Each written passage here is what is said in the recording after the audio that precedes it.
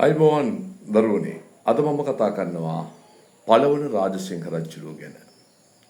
පළවන රාජසිංහ රජුරුව ගැන කතා කරන්න ඉස්සෙල්ලා පළවන රාජසිංහ රජුරුව කවුද කියන්නේ ඉස්සෙල්ලා මම යනවා කෝට්ටේ රාජධානියට. ඒ කාලේ 1521 විජයබාකොලෙන් පස්සේ කෝට්ටේ සීතාවක රයිගම කියලා කොටස් තුනකට බෙදුණා රාජධානි වශයෙන්. එතකොට මායාදුන්නේ රජුරුව කියලා කියන්නේ සීතාවක හිටපු ප්‍රබල රජ කෙනෙක්. ඔහු දක්ෂ රණශූරයෙක්. ඔහුගේ පුතා තමයි ටිකිරි කුමාරයා කියලා කියන්නේ.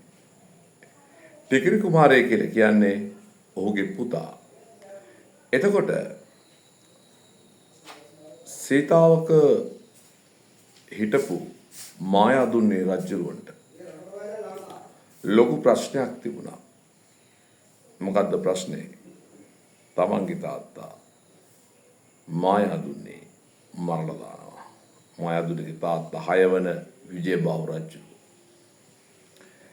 ඒ ප්‍රශ්නේ තියාගෙන ඉන්නකොට ටිකිරි කුමාරයා කියලා කියන්නේ දක්ෂ රණශූරයෙක්. එතකොට ටිකිරි කුමාරයා මොකක්ද කරන්නේ?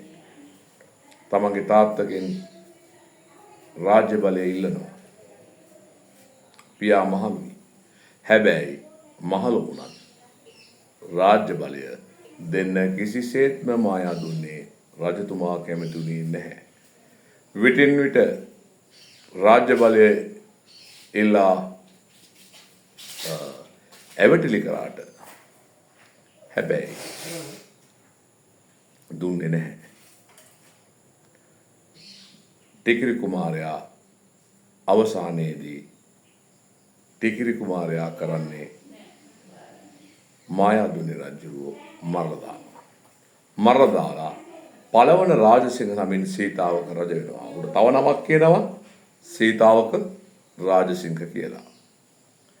ඊට පස්සේ සීතාවක රාජසිංහ රජුව මානසික තැවුලින් හිටියේ. මොකද තමන්ගේ පියා මරපු නිසා. තමන්ගේ පියා මරපු නිසා සීතාවක රාජසිංහට දැඩි මානසික පසුතැවිල්ලක් තිබුණා.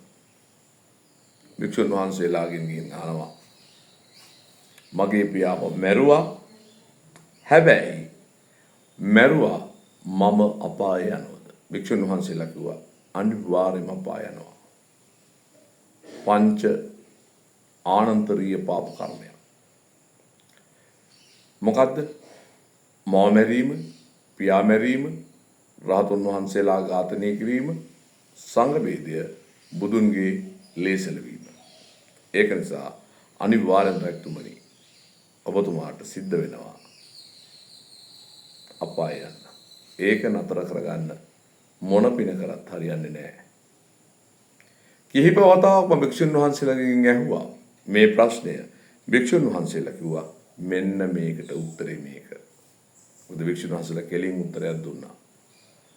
භික්ෂුන් වහන්සේලා හැබැයි තිබුණා රජතුමා සනසන උත්තරයකට යන්න. ඒ භික්ෂුන් වහන්සේලා දීපු උත්තරය ඊ타මත්ම තදින්ම හා වැදුනා. මොකද මායාදුන්නේ ඝාතනය කරපු එක භික්ෂුන් වහන්සේලා කිසිසේත් අනුමත කරේ නැහැ.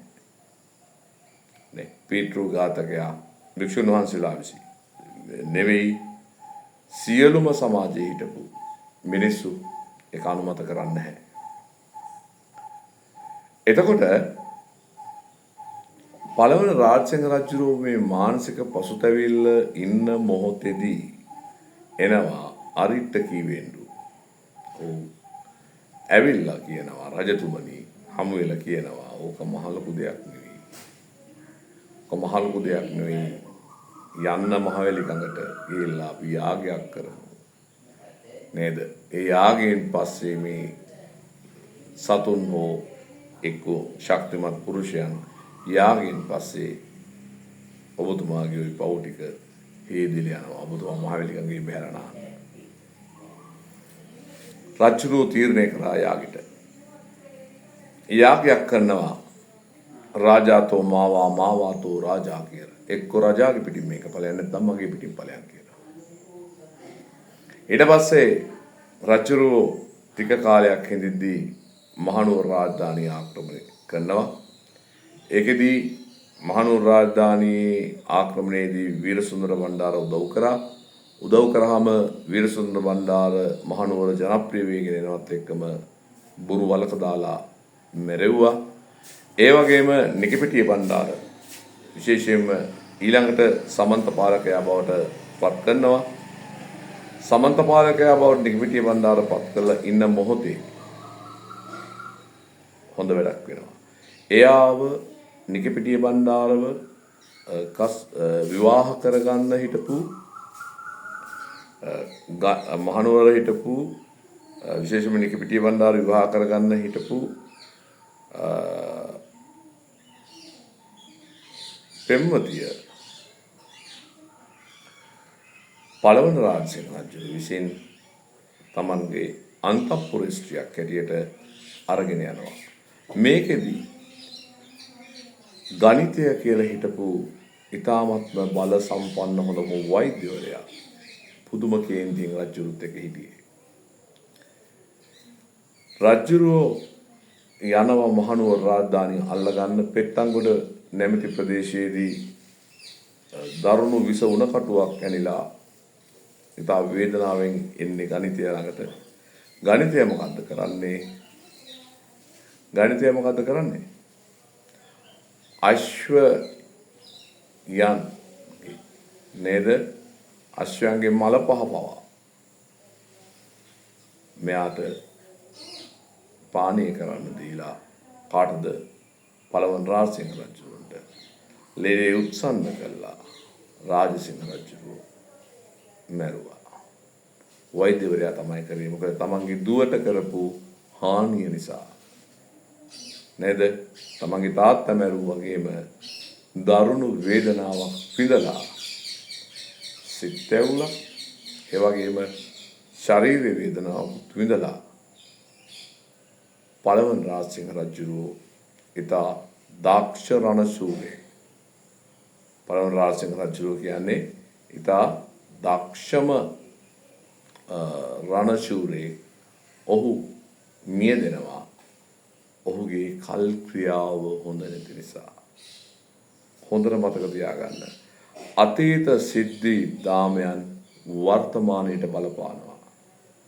ඒ වර්තමානය කියන්නේ අතීතයේ සිද්ධි දාමයන්ගෙන් එකතුවක්. ඒ එකතුව හරියාකාරව තෝරා බේරා ගැනීමට